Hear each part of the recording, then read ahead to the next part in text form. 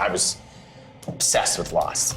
It was a turning point in TV history because it changed how audiences engaged with TV. You totally wanted to know what was going to happen next and debate your theories and come to a bar like this and watch it with fans. Whether here at this bar or online, it changed how people expressed their fandom. 15 years ago, and fans still keep coming back to the show. It's so cool to be back here for the 15th anniversary. I mean, they created an entire universe. It hooked me right from the beginning. There was just always something to discover. It was like Alice falling down the rabbit hole, but instead we were going down the hatch.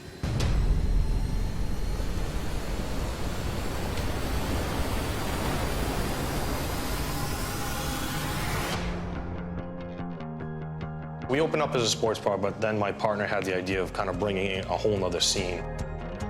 It's just this awesome bar in New York City that played Lost episodes at the bar. My partner was definitely a huge Lost fan. This was sort of like a blogger HQ. I've been to a cajillion blogger TV recapper parties here. This is the first time I've ever been here sober. Awesome. Yeah. Hey, look at it. It's weird during the day. That's what it looks like. I love that this bar has become like the TV bar of New right? York City. Like, what a weird thing. Well, it's like, you know, some of us don't follow sports. We like TV. Exactly. One of the coolest part about Professor Tom's is they have the Lost numbers outside on the bar.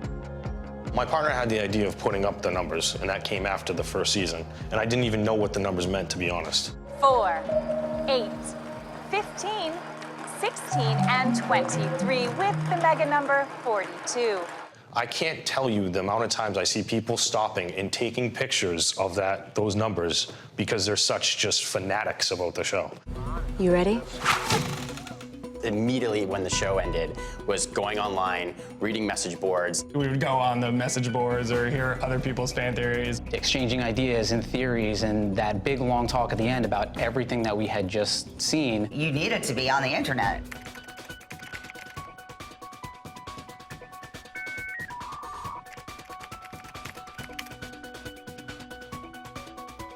If you look back, Lost started. Instagram wasn't a huge thing. Facebook was just coming around. Lost changed the television pop culture landscape in so many different ways. It was really the first show that came out where recapping and instant commentary and constant review really kicked in.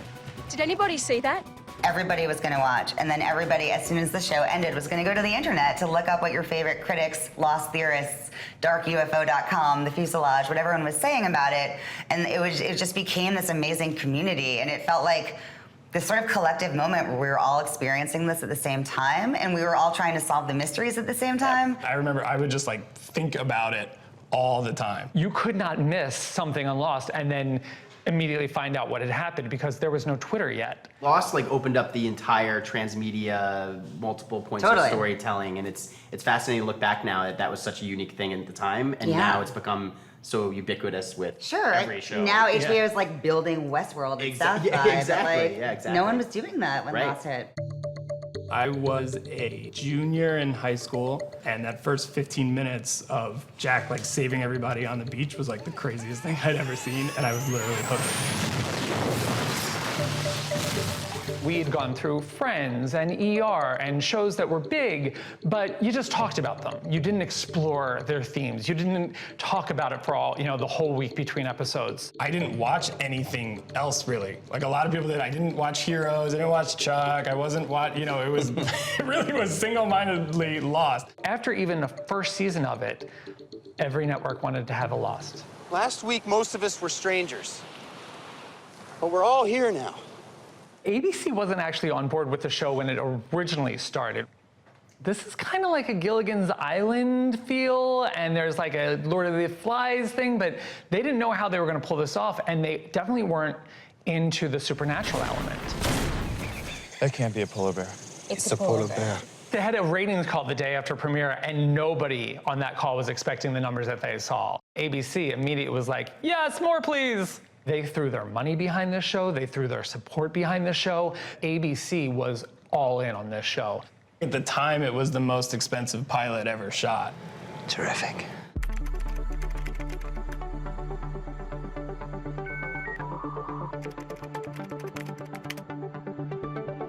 There's a lot of stuff that makes Lost such a good show. It blew the walls off of what conventional television could look like. It's all shot on location in Hawaii. It pulls you in and engages you on two different levels. First, you have the characters, their stories, their struggles, their flaws, and then you also have the mystery of the island. We had never seen a show this mysterious. People would get together and talk about the clues that they had picked up. What could this have meant? Almost like a group escape room before we had escape rooms. Either like you were in it and you had the bug and you totally wanted to know what was gonna happen next and debate your theories and come to a bar like this and watch it with fans, or you just didn't care. And if you didn't care, people were like, later. I don't wanna waste my time dating someone who's not watching Lost. Exactly. If you see or hear anything, run. The performances are amazing. The fact that they cast such a diverse community of actors, the fact that all of the cast and crew moved to Hawaii, like you could tell that this was a unit that had gelled. You did not see diversity like that on television then. And it dared to kill off characters. It dared to play around with timelines, both in just the flashbacks and the current time, and then going sideways and flash forward. There is no dead weight on that cast. Like, everybody is phenomenal, from like the main players to the B players. Those stars were on the cover of every single magazine. They were the hottest people on the red carpets at every event. I mean, suddenly everybody in that show blew up. Everybody shout out random numbers. 4, 8, 15, 16, 23, 42. Of all the characters, because they introduced a ton of characters, but my favorite character was Juliet. Faraday is by far my favorite character. Has to be Desmond. My favorite character is John Locke. Definitely John Locke. One is light, one is dark. But also bonus points to Benjamin Linus for being one of the most complicated villains in television history. Why do you let him talk to you like that?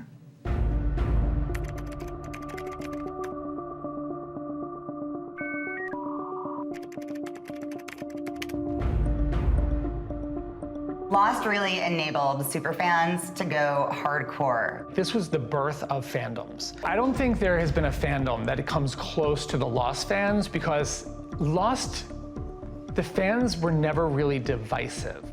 Other shows have fandoms that fight each other. The Lost fandom, they supported the show. They supported the story. We used to have this whiteboard in our apartment where like every week to week we would write down like our fan theories or like quotes, and we were like, it was like our big board to try to piece it all together and figure it out. I read all of the magazines. I had the collectible figures, bobbleheads. I even have an Apollo bar, an actual candy bar, and it's still survived all these years. So I actually went to this fan event during season 3 at the Toys R Us in Times Square, and I got this Hatch playset. Awesome. And I got Todd McFarlane, Jorge Garcia, who plays Hurley, and Brian Burke, who was a producer at the time, to sign this. I'm gonna have this displayed in my house one day. I actually was lucky enough to go and do a like 10-hour tour of the sets in Hawaii. Oh, get out of here. Yeah, it was pretty nuts. I got to swim in Kate's waterfall where she finds the suitcase. Oh, cool. And we were just like in a bus, like driving around Hawaii and just like literally talking about Lost fan theories for like 10 hours. It was amazing. That's amazing. I was at a restaurant waiting for my friend for dinner, and my friend was really late, and I just noticed that I was sitting next to Michael Emerson and his wife. And he had just bought this adorable new straw hat, and I was like, oh, I love your hat, where did you get it? And I was so proud of myself for making it through like a very long evening of chatting with him and never calling him Ben or Linus. Oh man, you weren't terrified to sit next to him? He'd still creep me out. I mean, it was sort of like, yeah. you know, like I'm gonna center myself, and like, I know he's evil. Yeah, he probably wants to torture me. Can't trust him at all. Yeah. Henry Gale. So I guess I'm out of the book club. So here we have Naveen Andrews, Ian Somerhalder, Henry Ian Cusick, I was a huge fan of. The boy's all yours, brother. I was really lucky, and I used to come to Professor Tom's like every Wednesday for their Lost nights, and it was incredible because it was like going to a bar to watch a sports event, but you were watching a television show.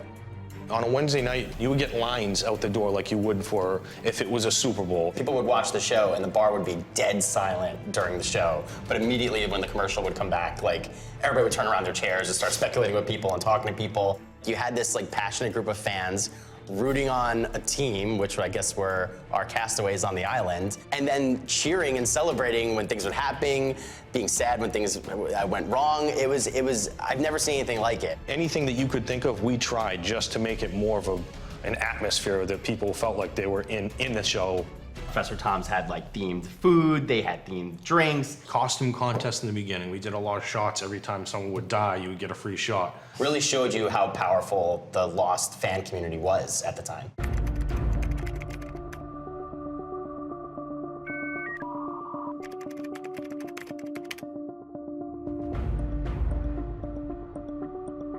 My favorite episode has got to be the pilot. The pilot was just massive. Like, I'd never seen anything like that. And I watched TV my entire life. Opening 15 minutes of Jack saving everybody on the beach.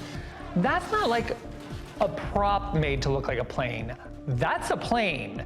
And then ending with this smoke monster that comes out of nowhere with, you know, Kate trapped beneath the, you know, those trees. Everything about it sets up, you know, what kind of show it's going to be. Guys, where are we? Probably my favorite episode of Lost is Flashes Before Your Eyes. It's season 3, and it's a Desmond-centric episode. And it also told the story of Desmond's love of Penny. We're not supposed to be together. I think I have to say my favorite episode is The Constant, which is probably a lot of Lost fans' favorite episode. Why does this keep happening? That episode is so emotional with Desmond stuck and he's like traveling, his conscious is traveling back and forth between time. In order to kind of keep your mind set in the present, you need to have a constant, and Desmond's constant was Penny. And he makes a promise to her in 1996 to call her on Christmas Eve 2004. And he does that, and she picks up the phone, and oh my God, I'm getting goosebumps just thinking about it. Like, still to this day, that scene is absolute perfection. I don't know where I am, but I'll find you, Des. I promise. No matter what. I'll come back to you. I won't give up. I promise. I promise. I love you. I'll find you. It's unbelievable. And then it goes dead, and he thanks Saeed, and it's so good. At the end of The Constant, when Faraday's going through his journal, and we stop on that page, and it says, if anything goes wrong, Desmond Hume will be my constant. And it just...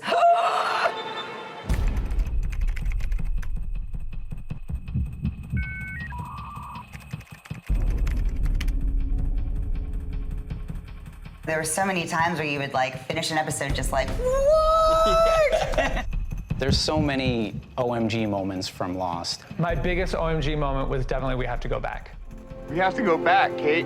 We have to go back. Yeah. How's that not everybody's favorite moment? I mean, that's when the whole show gets flipped on its head. Absolutely. It's like you're not watching a flashback like everybody thought. You know, somehow Jack and Kate have made it off the island, and you know, he needs to get back there. Like, why? No one saw that coming and changed the entire Lost game. They completely reset the show. We have to go back! He's just screaming at her, the plane flies overhead, cut to black. One of the best, like, Lost moments ever. Okay, here we go. The end of the show.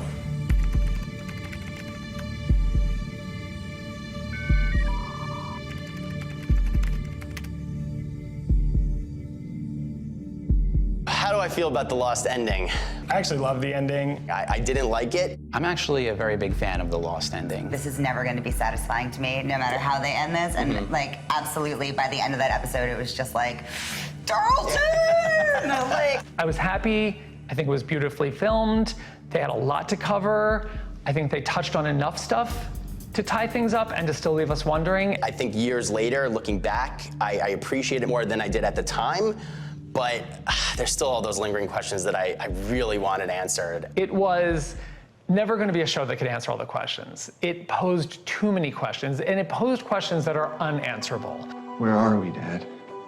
The most important part of your life was the time that you spent with these people. Not everything that happens in our lives and in the world can be explained. And I think that's a lot about what the show was about too, is that there are some things that you just have to take on faith because not everything can be explained. In the end, you're either a man of science or you're a man of faith. You're either Jack or you're Locke.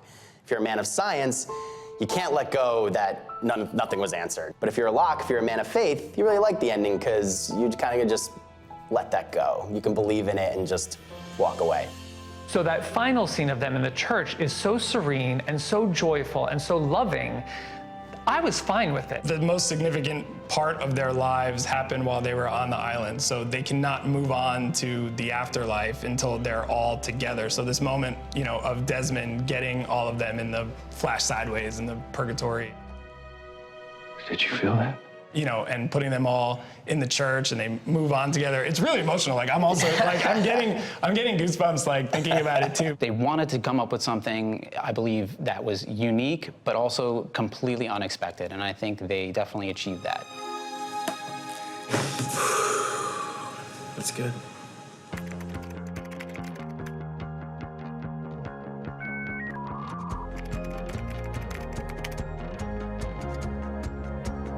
You think 15 years ago that it's still going on and fans still keep coming back to the show. I've rewatched Lost probably too many times. You can rewatch the show and see so many smart and beautiful ideas that they planted in it.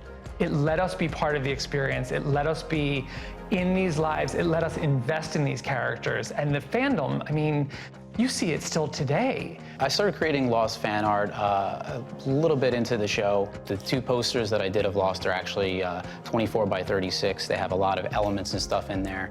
The fan service that Lost served up is exactly like what we see now with shows interacting with social media and like tweeting at showrunners and all of that. And so for me, like watching those conversations between fans and shows happen is just absolutely fantastic. And I feel like I'm always tracking it. There's a lot of shows since Lost, I think, that have tried to replicate, you know, their mythology and their world building. I know a lot of networks have tried, you know, right after there was that wave of what's gonna be the next Lost. They really caught lightning in a bottle. That's a wrap. Who's gonna take care of Vincent? That's really the only thing that I still need to know.